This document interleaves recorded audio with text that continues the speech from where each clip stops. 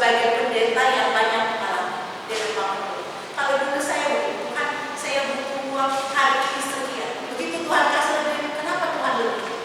Ternyata hari itu lebih yang dibutuhkan. Bukan seberapa Tuhan yang dibutuhkan.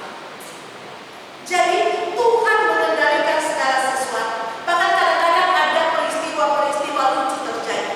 Ya, ikut arisan, begitu ikut arisan, mau dikocok arisan, saya bilang begini, kumpul uangnya mari, saya ambil uangnya, saya masukin di kantong.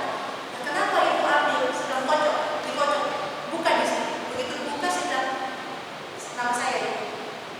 Mereka bingung, mereka berpikir kebetulan saya dalam hidup. Kenapa? Saya berdoa, saya minta Tuhan saya yang dapat arisan.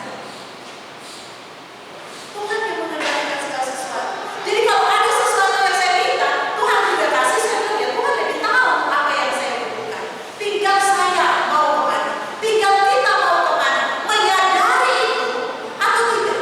Kalau kita menyadari, kita akan bilang Tuhan, terserah Tuhan, silakan tunggu. Kalau kita tidak mau terima, kita akan memberontak, kita akan mulai merekayasa, kita akan mulai membuat jalan, membuat jawaban-jawaban, membuat apa sih alasan-alasan, ya.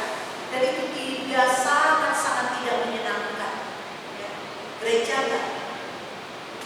Gereja aman, datang gereja pulang selamat. Tapi kalau di gereja kan?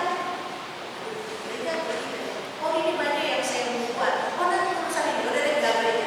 Percaya 1 bulan ke depan persoalan dari gereja hari itu tetap terpikir.